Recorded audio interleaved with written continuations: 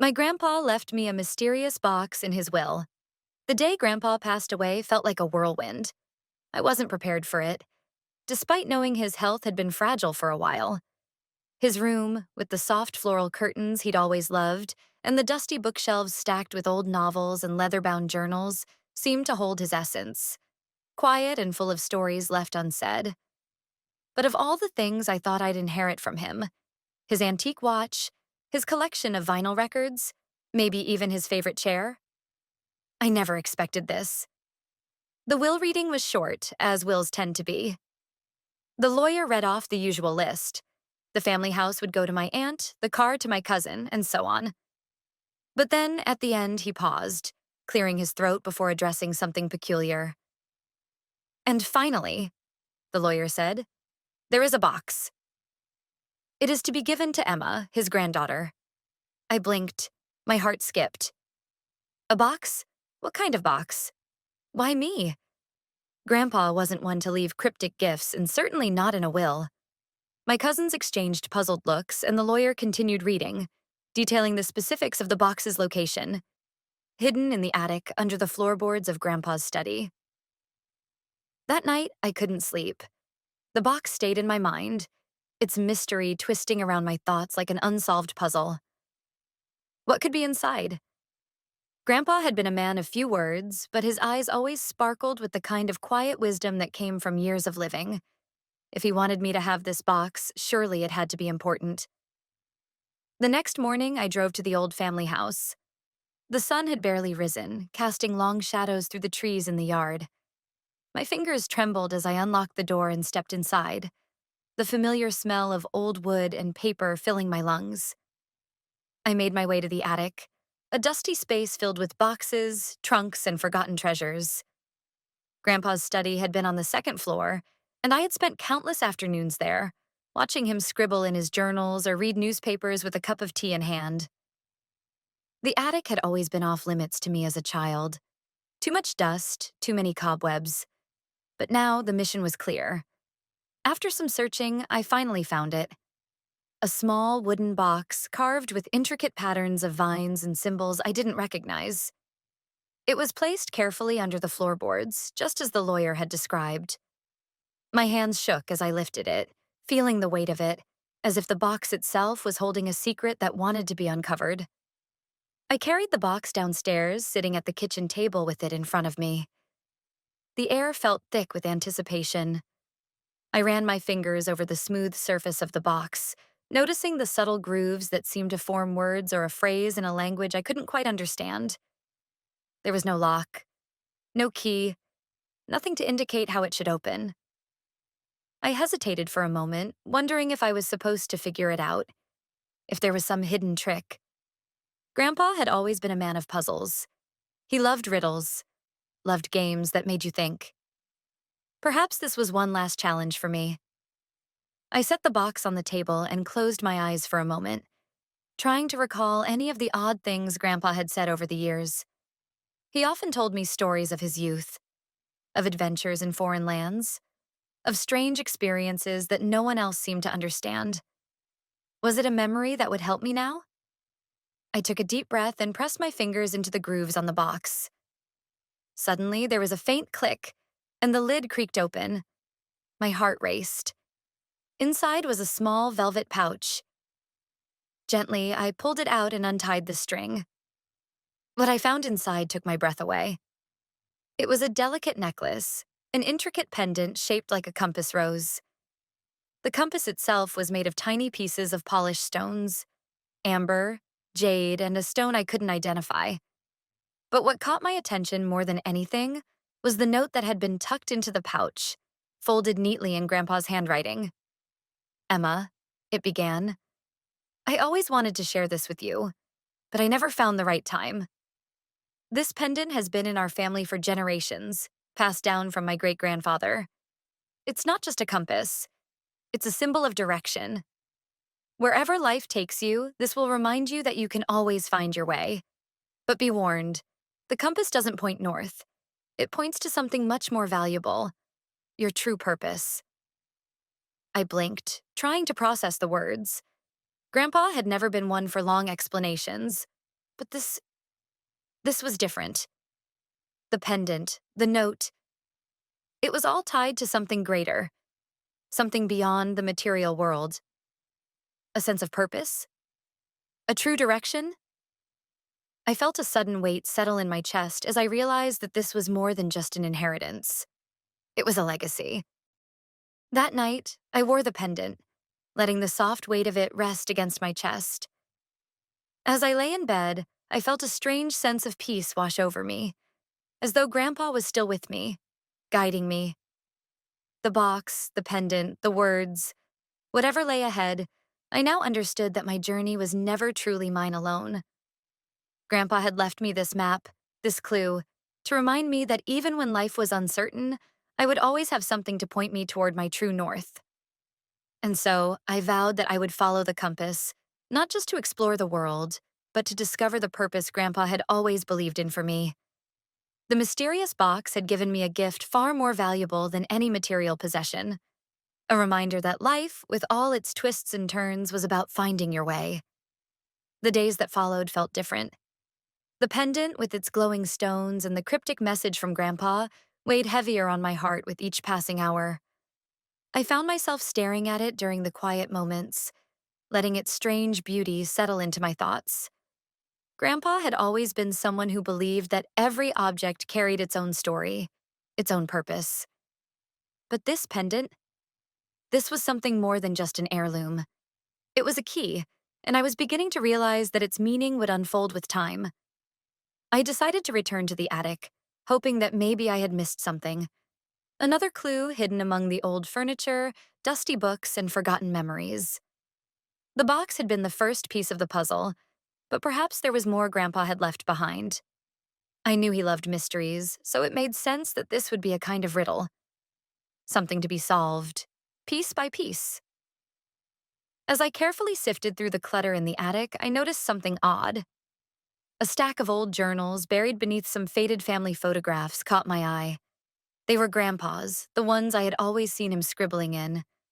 But there was something different about this particular stack. An unfamiliar symbol was drawn on the corner of each leather-bound journal. It looked like a map, but not one I recognized. Curiosity flared inside me. I reached for the topmost journal and opened it, flipping through the pages. The handwriting was unmistakably Grandpa's. Sharp, neat, but with a deliberate slant that made each sentence feel important. But it wasn't just his usual musings about life and his memories.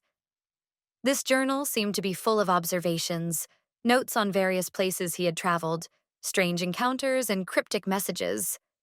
One entry caught my attention. June 15th, 1973. I finally found it. The place Grandpa always spoke of, deep in the mountains, where the compass leads you, not to a direction, but to an answer. I know I'm close, but something tells me I need to wait. The compass shows me something I cannot yet understand. But I will, soon. I turned the page quickly, heart racing. This was it. Grandpa had known. He had known exactly what the pendant meant, and he had tried to understand it himself decades ago.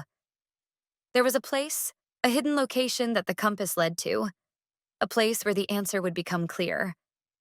I felt a sudden rush of determination. Grandpa had left me the pendant for a reason, and this journal held the key to unlocking the mystery. I needed to go to this place he had written about, deep in the mountains, wherever that was. The next few days were a blur of preparation. I called my aunt to ask about the journals, but she didn't know much more than what was already written. She told me that Grandpa had often mentioned a trip he took when he was younger, but he never spoke of it in detail. My cousin, who worked as a geologist, suggested I look at maps of areas Grandpa might have traveled to. The search was exhausting, but with each map I unfolded, the clues became clearer. Finally, after much research, I found a match. A remote mountain range nestled far from the beaten path where few had ever ventured. It was a place lost to time, tucked away between towering peaks and dense forests. It was almost as if Grandpa had been drawn to it, as if the compass had called to him from there all those years ago. With the journal in hand and the pendant hanging around my neck, I set off on the journey. The trek was difficult, and the mountains seemed to have a way of testing my resolve. The higher I climbed, the more uncertain I became. Was I following a wild goose chase? Was this really what Grandpa had wanted me to find? But something in my heart told me to keep going. The pendant, strange and foreign as it seemed, remained warm against my chest, a constant reminder of Grandpa's belief in me. On the fifth day of the journey, after several grueling hours of hiking through the thick underbrush, I reached the summit of a steep hill. And there, at the top, just as the journal had described, was an old stone monument, half buried in the earth. It was worn, ancient, with markings that resembled the symbols on Grandpa's journals. I couldn't believe my eyes. I kneeled down and began to clear the dirt and moss from around the monument. As I did, the sunlight hit a small indentation at the center. It was the same shape as the compass pendant. My heart raced as I placed the pendant into the groove. There was a click, and suddenly the ground beneath me shifted. Slowly, the monument slid open to reveal a hidden chamber below. I took a deep breath, feeling a mix of awe and fear. This was it, the place Grandpa had spoken of. The answer was here. I climbed down into the chamber, my breath echoing in the vast space. The air smelled of earth and age, and the walls were covered in intricate carvings. Stories of ancestors, of journeys long forgotten, and of the secrets they had carried. In the center of the room stood an ancient pedestal, and atop it, a small box. This time, the box was unlike any I had ever seen. It was covered in silver engravings that shimmered even in the dim light. My hands trembled as I reached for it. Opening the box, I found an old letter, folded neatly. I unfolded it slowly, as if afraid of what it might say. Emma, the letter began, I have waited a long time for you to find this. You are the last in the line to carry the compass, the one who will unlock what we have all been searching for. This is not just a family heirloom. It is the key to understanding the world's true mysteries. There is much more to learn, but this is where your journey begins. I looked up from the letter, and for the first time I understood. The pendant, the journals, the mountains, it was all leading me here. My purpose had been set in motion long ago, even before I was born. Grandpa had known this, had known that I was the one who would carry the legacy forward. The compass had shown me the way, not just to a place, but to who I was meant to be. As I stood there, in the quiet of that ancient chamber, I knew that my journey had just begun. The weight of the letter in my hands felt heavier now, more significant, as though the words had planted themselves deep into the marrow of my bones. Grandpa had been a man of few words in life, but this letter, this final message, spoke volumes. It was as if I had crossed a threshold, one that would take me down a path I couldn't yet fully comprehend. And as much as I felt a sense of awe and reverence, I also felt the weight of responsibility pressing against my chest, mingling with the exhilaration of discovery. I tucked the letter into my bag, but I couldn't leave just yet. The chamber, this ancient place hidden beneath the mountains, felt alive in a way I hadn't expected. It was as though the walls themselves had absorbed the stories of those who had come before, waiting patiently for someone to finally understand. There was still the matter of the box, the intricately carved silver one. I turned it over in my hands, examining the etchings more closely. The symbols on the surface mirrored those I had seen in Grandpa's journals and on the monument outside. But what was inside? What could be so important that it warranted such secrecy? Such a journey? I opened it slowly, almost ceremoniously. Inside, there was a small, smooth stone. It shimmered faintly under the dim light, its color a mix of deep blue and silver, as if it held within it the night sky. I didn't recognize the material, but it felt ancient, as though it had been waiting for me to find it. My fingers tingled as I touched it, and for a moment I thought I saw the stone glow, just a faint flicker. But when I blinked, it was gone. I didn't know what to make of it, but I instinctively knew that this stone was more than just an artifact. It was part of something bigger, something Grandpa had understood but never fully explained. Perhaps it was another piece of the puzzle, something that would only make sense when the time was right. As I stood there in the chamber, the weight of everything I had uncovered began to sink in. This journey, this inheritance, was never meant to be just a personal quest. It was part of something much larger, a legacy that had been passed down through generations, one that I now had a role in continuing. I could almost feel Grandpa's presence beside me, guiding me, nudging me toward what I was meant to do next. I walked back toward the pedestal where the stone had rested, my mind racing with possibilities. What was it that Grandpa had always believed? That the compass wasn't about pointing north? It was about finding your true direction. But what was my direction? What was I supposed to do with this knowledge, with the stone and the pendant and the map of clues Grandpa had left behind? I knew one thing for certain. I couldn't do this alone. The journey ahead would require not only courage, but collaboration. There were people, perhaps more like me, who had a part to play in this unfolding mystery. Grandpa had hinted at it in his journals, the cryptic notes about others who had been involved, though he never provided specifics. That thought lingered with me as I made my way back out of the chamber. The air outside was fresh, the sun starting to dip below the horizon, casting a soft orange glow over the landscape. I had no map to follow now, no more pages to turn. But something deep inside me told me the journey wasn't over. In fact, it was only just beginning. The first step was clear. I needed to return home. There, I would sort through everything Grandpa had left behind.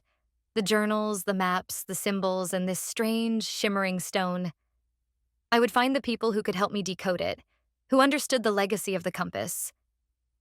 And most importantly, I would continue Grandpa's mission to uncover the secrets that had been hidden for so long. But before I could take another step, something caught my eye. A glimmer from the corner of the clearing. I turned, half expecting it to be a trick of the light. But there, nestled in the grass, was a small, weathered piece of parchment. It was barely visible, hidden by the overgrown moss. I bent down to pick it up, feeling my pulse quicken as I unfolded it carefully. It was another map. A more detailed one this time, marked with lines and symbols that seemed to align with the path I had already taken. But there was more. A new location was marked with a bold X deep in the mountains, far beyond where I had ventured. A sense of dread mixed with anticipation settled in my stomach. This was no coincidence. Grandpa had known. And now, this map, this new direction, was my next step. Whatever was hidden there, whatever secrets were yet to be uncovered, were waiting for me. I tucked the map into my bag, the weight of the stone still heavy around my neck. My journey wasn't over. It had only just begun, and the compass, the stone, the journals, and the legacy of Grandpa's mysterious past were all guiding me towards something much larger than myself. I took a deep breath, letting the cool mountain air fill my lungs as I stood at the edge of the clearing, the parchment pressed against my palm. The evening had descended quietly, and the last rays of sunlight were slipping beneath the jagged peaks. A sense of urgency began to settle in, but it wasn't fear. It was something deeper, a calling I couldn't ignore. With the map tucked safely in my bag, I made my way back down the path I had come up, determined to return home. As I descended the mountain, my thoughts churned. What was waiting for me at the new location marked on the map? I couldn't shake the feeling that whatever I was about to uncover would change everything. Grandpa had known the way, had set this path for me, but I didn't understand how or why. The mysteries of his life, of our family's history, were opening up before me like a book I hadn't even known existed. Back at the old family house, I set to work. The journals Grandpa had left behind lay spread across the kitchen table, open to the pages where he'd written about his travels, his discoveries, and the cryptic references to the compass and the hidden places he'd visited. The silver pendant lay in front of me, and the stone, still faintly shimmering, was nestled in my palm. I ran my fingers over the stone again, feeling its strange warmth, wondering if it held more power than I could comprehend. And then, with the map before me, I began to piece things together. The journal entries mentioned something about the final key and a recurring phrase. The last step must be taken under the light of the full moon. I glanced at the calendar on the wall. 2 nights from now, the full moon would rise. A shiver ran down my spine. Was this the timing Grandpa had been referring to? The final key was still unclear, but I could feel its pull, like a magnet guiding me towards something I couldn't yet see. I spent the rest of the evening preparing. I packed a small bag with the essentials: water, food, the journal, the pendant, and the map. I didn't know exactly what awaited me at the new location marked on the map, but I knew this was the moment. The journey was no longer just about uncovering Grandpa's past. It was about discovering my own. The full moon rose the next night, casting an ethereal glow over the mountains. It was time. I stood outside the house, looking up at the sky. The silver orb in the sky seemed to pulse with energy, and I felt an undeniable sense of destiny pulling me forward. The journey to the new location was longer and more arduous than I anticipated. The terrain grew rougher, and I had to navigate through dense forests and rocky cliffs. But with each step, I felt more certain of my purpose. The full moon bathed the landscape in light, illuminating the path before me as though guiding my every move. By the time I reached the coordinates indicated on the map, I was exhausted but driven by a sense of something imminent. The moonlight illuminated a clearing, and at its center there was a stone structure, almost like a temple, ancient and weathered by time, its entrance hidden behind a thick veil of ivy. I stepped forward, the pendant around my neck suddenly growing warm again, as if reacting to the presence of this place. The stone walls of the structure seemed to hum with an energy I couldn't explain. I ran my fingers along the ivy, brushing it aside to reveal a set of stairs leading down into the earth. There was no turning back now. Taking a deep breath, I descended the stairs, the cool air growing thicker as I moved deeper underground. The walls around me were etched with more symbols, similar to those I had seen on Grandpa's journals, on the monument, and on the box. But now they seemed more alive, almost like they were watching me, reacting to my presence. At the bottom of the stairs, I entered a large cavern, the walls lined with faintly glowing crystals. In the center of the cavern stood a pedestal, and atop it was an ancient open book. The pages of the book were old, the ink faded, but the symbols were familiar. I knew immediately that this was what Grandpa had meant by the final key. As I stepped closer to the pedestal, the pendant around my neck grew warm again. I held it out toward the book, and to my amazement, the compass rose on the pendant seemed to glow, its amber stone pulsing in rhythm with the crystals in the cavern. I placed the pendant on the pedestal, and the book opened with a soft, almost reverent sound. As I scanned the pages, I understood that this wasn't a book of history or knowledge in the way I had expected. It was a record of the journey, a guide for those who had come before me, and for those like me, who would one day walk the path that Grandpa had set. The text was written in an ancient language, but as I stared at it, something strange happened. The symbols began to shift and change, slowly rearranging into words I could understand. The book was alive, responding to the presence of the pendant and to me. The first line read, "The compass leads not to gold, but to knowledge, not to treasures, but to truths long hidden." I couldn't help but smile, feeling a sense of connection to the generations who had walked this path before me. This was what Grandpa had meant. The journey wasn't about material wealth or power, but about uncovering the knowledge that had been passed down through the ages. The pages flipped on their own, revealing more and more of the story. It was about our family's ancient lineage, a lineage of guardians who had been entrusted with keeping the world's secrets safe. Grandpa had known it all along, and now I was part of that legacy. As I read on, the book revealed a deeper purpose, a mission that was now mine to continue. The journey ahead would require not just discovering more places, more symbols, but also understanding the responsibilities that came with it. The knowledge of the world's secrets was too great for any one person to hold alone. But together, with the pendant, the stone, and the guidance of those who had come before, there was hope that the truth could be preserved, protected, and passed on. I closed the book slowly, a sense of resolve settling within me. The moonlight above had shifted, and I knew that it was time to leave. The cavern, with its glowing crystals and ancient secrets, would remain here for now. But I wasn't done. The road ahead would be long, and the mysteries would continue to unfold. Grandpa had set me on this path for a reason, and I had a feeling that this was only the beginning of a much larger journey. I left the cavern with a newfound sense of purpose, my heart pounding with the weight of what I had discovered. As I emerged into the moonlit night, the cool air felt crisp and invigorating, as if the world around me had shifted into sharp focus. The pendant around my neck seemed to hum with an energy I had never felt before, like it was alive, attuned to the very rhythm of the earth. I trekked back to the house, my thoughts a whirlwind. The cavern, the book, the revelations. It was all so much to process. What had Grandpa known? What had he uncovered before me? And what was my role in this legacy that had been passed down through generations?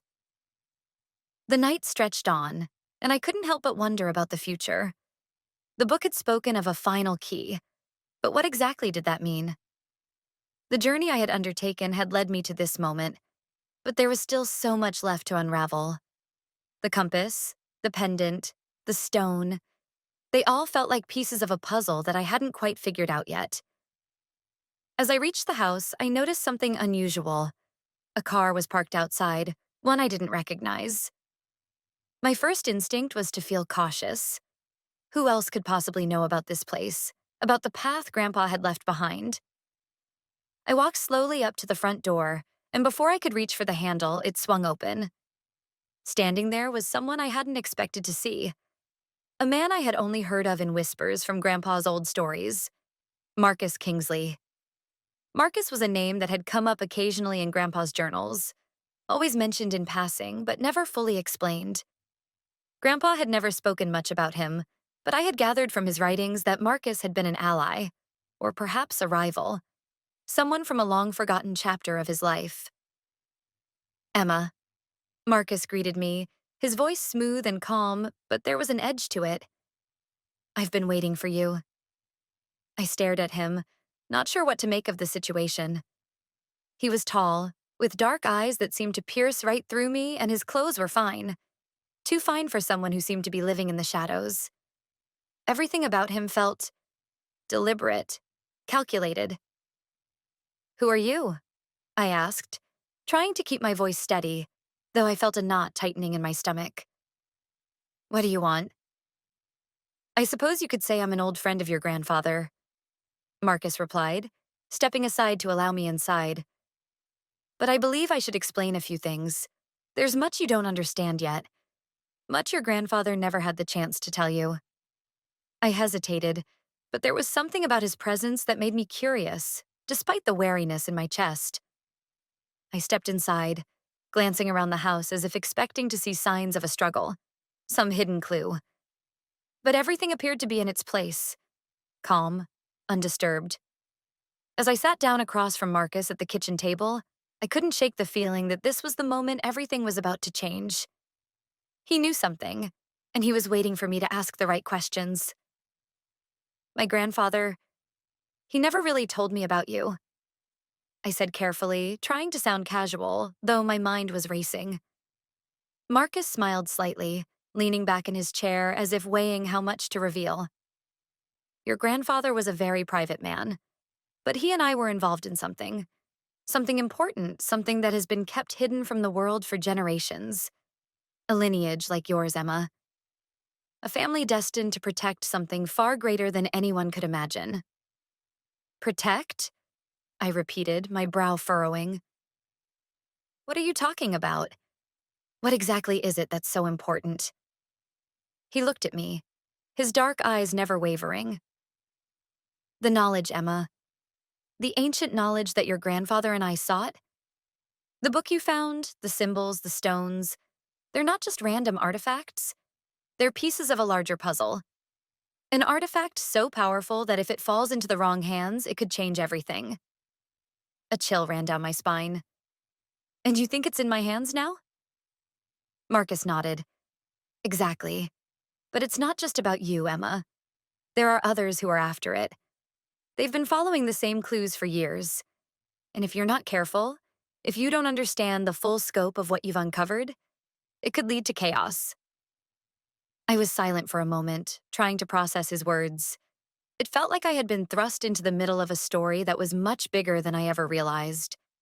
One that stretched back through generations, beyond Grandpa's life, to something much older. What do I need to do? I asked, the question coming out before I had time to think. Marcus stood up, his chair scraping slightly against the floor. You need to understand the full picture, Emma. The book you found, it's only the beginning. Your grandfather never wanted to involve you in this, but it seems that fate has other plans. There are others who are coming for the artifacts, and if you don't act soon, the knowledge will be lost forever. I felt a surge of determination rising inside me. I had come this far, and I couldn't back down now. What do you mean, act soon? I demanded, standing up to face him. What exactly is at stake here? Is it the knowledge you're holding? Marcus said, his voice grave. It's not just about uncovering secrets of the past. It's about protecting the future.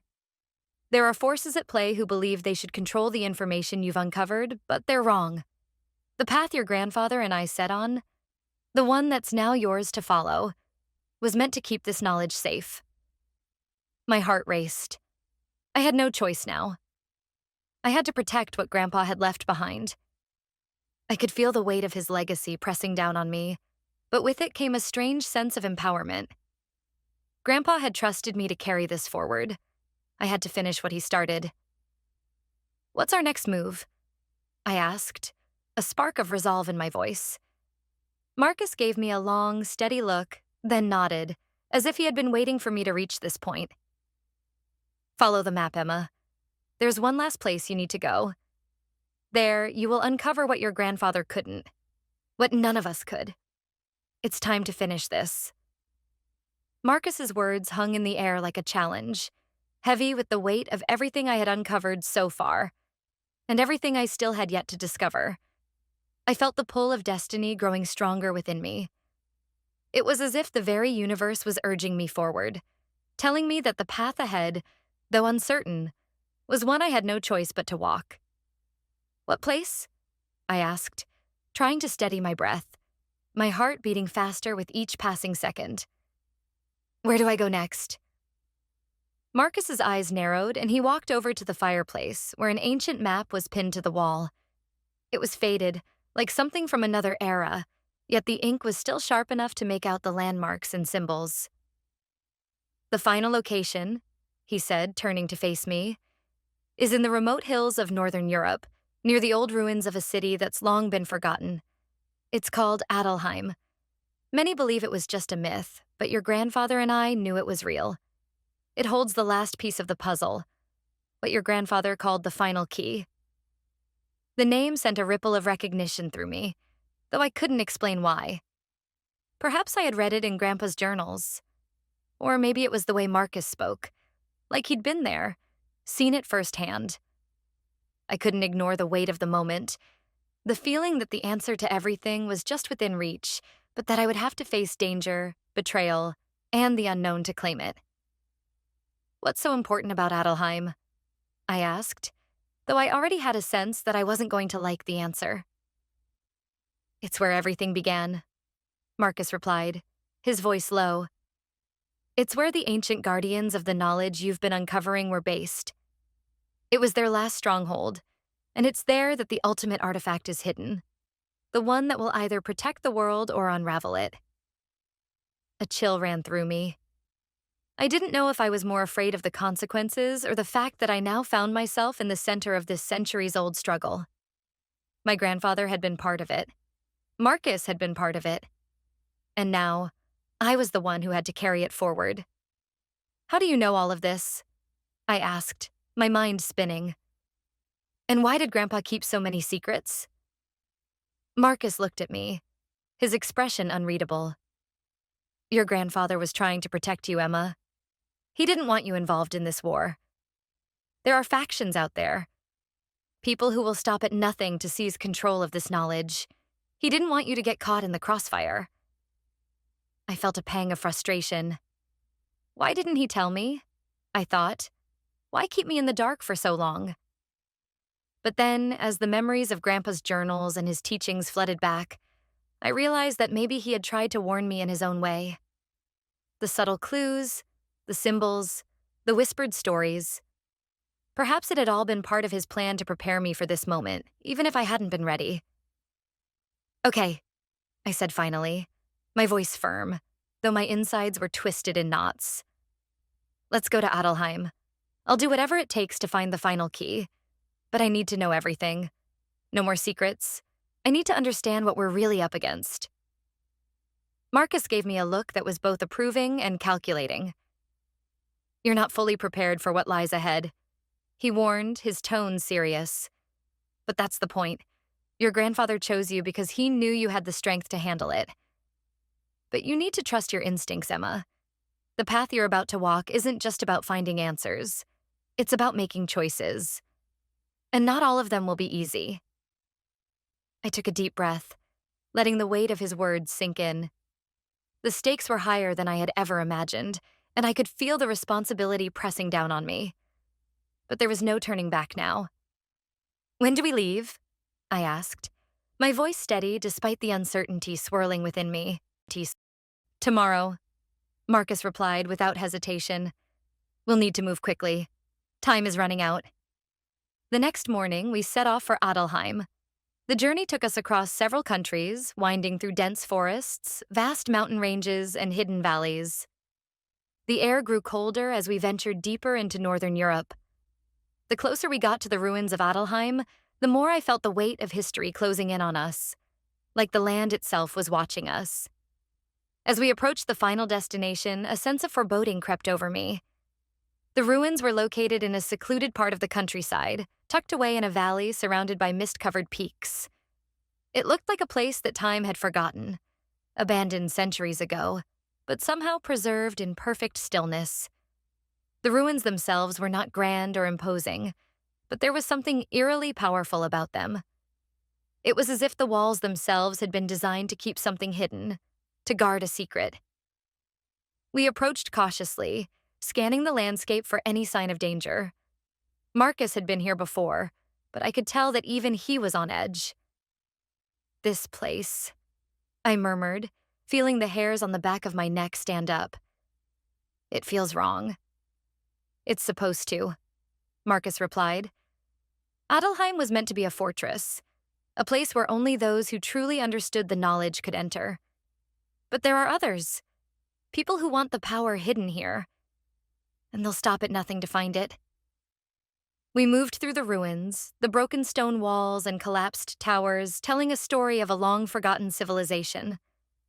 I could feel the presence of something ancient, something powerful lingering in the air. It was as though the very land itself had been imbued with magic, a magic that could change the world, for better or worse. At the heart of the ruins, we found what we were searching for.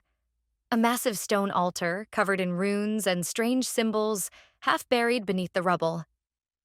The altar seemed to pulse with energy, and I felt a sudden, overwhelming urge to approach it. This is it, Marcus said, his voice barely a whisper. The final key is hidden here. But be careful, Emma. Once you unlock it, there's no going back. The path you choose will shape everything. I stepped forward, my heart racing. The final key was within reach, but as I placed my hand on the stone altar, I heard a noise behind me. A rustling, a whisper of movement that made every muscle in my body tense. We're not alone, Marcus said, his voice barely audible. I turned slowly, my pulse quickening. Figures emerged from the shadows, their faces obscured by hoods and cloaks, their movements silent but purposeful. The race for the final key had begun, and I was no longer just a part of it. I was at the very center of it all. The figures that emerged from the shadows moved with the stealth of trained hunters, their cloaks blending seamlessly with the mist that had begun to curl around the ancient stones of Adelheim. I could see their silhouettes more clearly now, tall, imposing, their eyes hidden beneath dark hoods. They moved in a formation, almost like a dance, as though they were expecting us. Marcus shifted beside me, his posture rigid, his hand close to the gun at his waist. I couldn't tell if he was going to fight or if he was just preparing for the worst. His eyes darted from one figure to the next, calculating. "Who are they?" I whispered, my voice barely audible in the stillness of the ruins. "Enemies," Marcus said, his tone low and flat. "They're part of the faction I warned you about, the ones who want the knowledge for themselves. They've been tracking us for days. I didn't think they'd find us here so soon." One of the figures stepped forward, their movements smooth, almost fluid, like a predator assessing its prey. They stopped just a few paces away, and I could feel the weight of their gaze on me, cold and calculating. I shivered despite myself. "You've come far." A voice rasped from under the hood. Low, male but strangely melodic. "But you're too late." I instinctively took a step back, my hand gripping the pendant that hung around my neck. The warmth from the stone seemed to pulse in response to the tension in the air, like it was trying to warn me. "We'll see about that," Marcus replied, his voice hard. He stood between me and the cloaked figures, his stance protective. The leader of the group, who I assumed was their leader, judging by his confidence and the way the others hung back, slowly pulled back his hood, revealing a sharp, angular face and dark eyes that gleamed with an unsettling intensity. His skin was pale, almost as if he hadn't seen the sun in years, and his features were striking, though they carried an air of arrogance. I could tell instantly that he wasn't someone who would hesitate to get what he wanted. "My name is Lucian," the man said with a cold smile, "and I must say I'm impressed you've made it this far.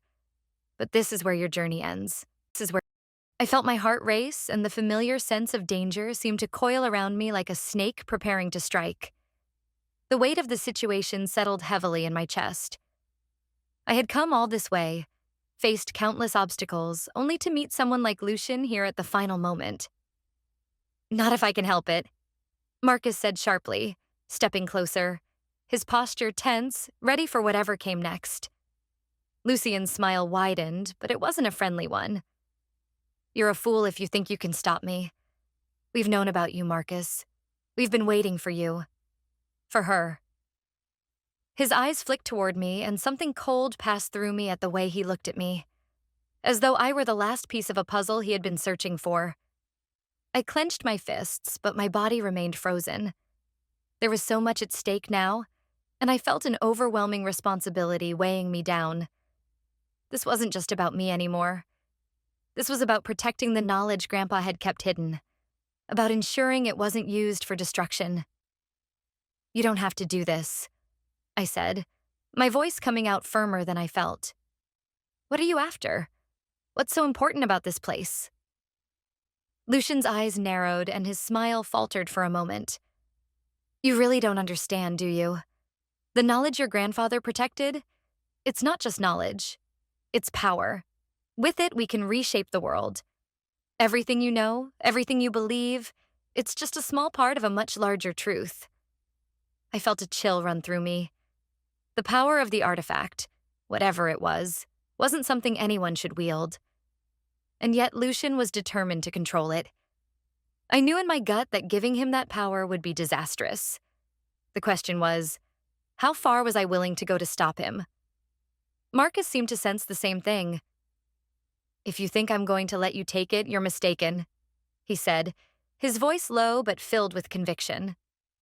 Lucian's smile returned, this time even colder. "You really think you can stop me? You've always been a thorn in my side, Marcus, but I'll give you one last chance to leave. If you leave now, I'll let you go. But if you stay..." His voice trailed off, but the implication was clear. There was no escape once we crossed this line. I glanced at Marcus, my heart pounding in my chest. He nodded once, as if coming to the same conclusion. "I'm not leaving without that knowledge. Not this time." There was no more time for talking. Without warning, Lucian raised his hand, and the figures around him seemed to move in unison. A sense of dread washed over me as I realized they were preparing for a confrontation. The atmosphere in the ruins seemed to grow heavy, as though the very stones were holding their breath. Suddenly, one of the cloaked figures lunged toward Marcus, and the tension exploded into action. Marcus was fast, pulling out a small but powerful handgun in one fluid motion, taking down the attacker before they even reached him. The others hesitated for a split second, but that was enough for Marcus to take control of the situation. The standoff had begun. I backed away, keeping my eyes on Lucian. This wasn't just a battle of force. It was a battle of wits, of strategy. The ruins around us seemed to come alive, echoing with the sound of conflict. I had to act quickly if I was going to protect the final key. Taking a deep breath, I reached for the pendant again, feeling its warmth intensify as I stepped closer to the altar. The runes etched into the stone seemed to glow brighter in response to my proximity, and a sudden realization struck me. The pendant wasn't just a piece of jewelry, it was linked to the artifact. Grandpa had always said it was a key, but now I understood. It was a key in more ways than one. As the battle raged behind me, I placed my hand on the altar, activating the hidden mechanism that would unlock the final key. The stone surface shuddered, and the ground beneath me seemed to tremble as the altar began to shift. The cloaked figures around us shouted, trying to stop me, but it was too late. The runes flared to life, the stone creaking as it shifted to reveal what lay beneath. A glowing relic, a small orb that seemed to pulse with a light all its own. The final key had been revealed, and the moment I touched it, everything changed. A surge of energy shot through me, overwhelming my senses. The orb thrummed with power, and I felt a wave of understanding flood my mind. The secrets of the world, the knowledge Grandpa had protected, the legacy that had been passed down, were now within my grasp. But so were the consequences. Lucian's voice rang out from behind me, fury in his words. "No, that power is mine." I turned toward him, my heart racing, but now I felt different. Stronger, more aware of the stakes than ever before. The orb in my hand glowed with an intensity that seemed to echo the power of the ruins themselves. It was time to make a choice. Would I protect the knowledge or let it fall into the wrong hands? I didn't have much time to decide.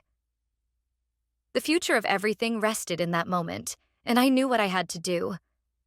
Lucian's outstretched hand trembled with rage, the shadows of his followers closing in on me. He was too close now, his dark eyes burning with greed, his every movement a step toward claiming the power that the orb held. "You don't understand," he snarled, his voice laced with venom. "This is my destiny, Emma. You're just a child playing at something you don't even comprehend. Give it to me."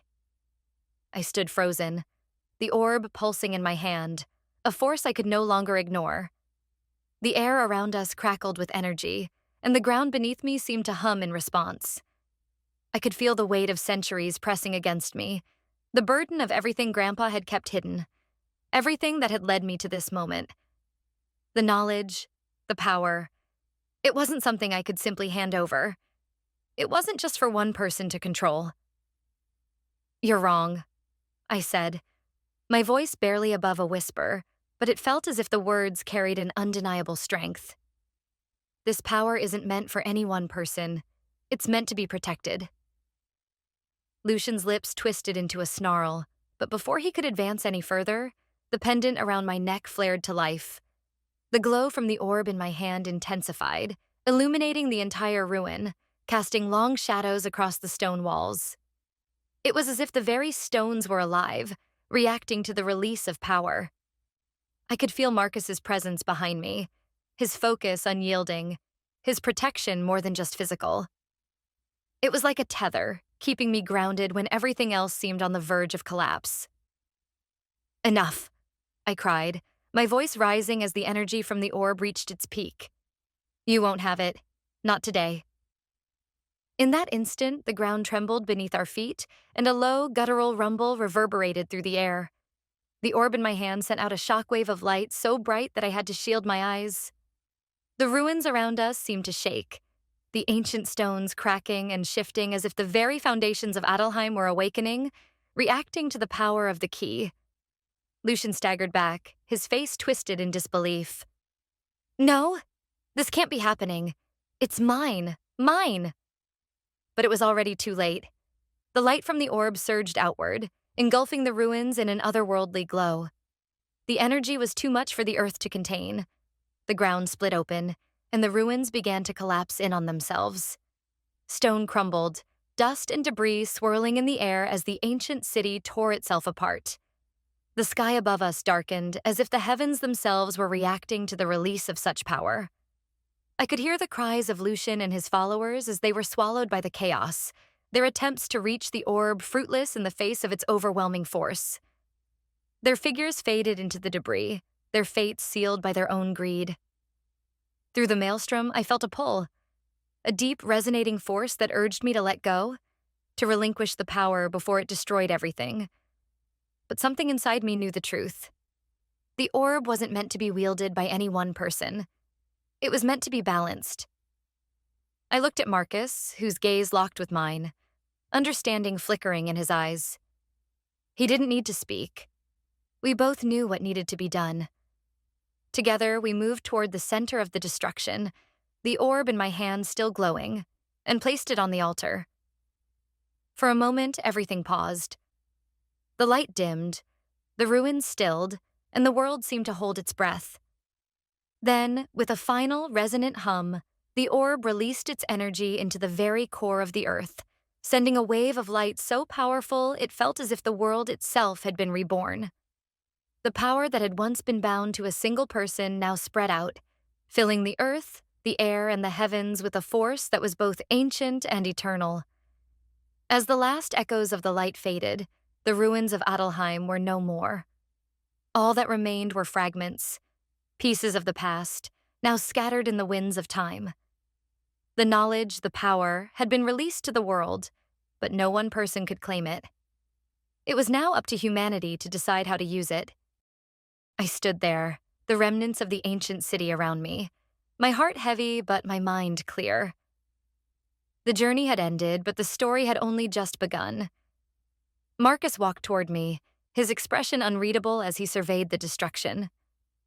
"You did it," he said quietly, as if he couldn't quite believe it himself. I looked at him, a faint smile tugging at my lips, though exhaustion weighed heavily on my body. "We did it," I corrected him. "Together." The world was changing. We had set something in motion, something that could not be undone.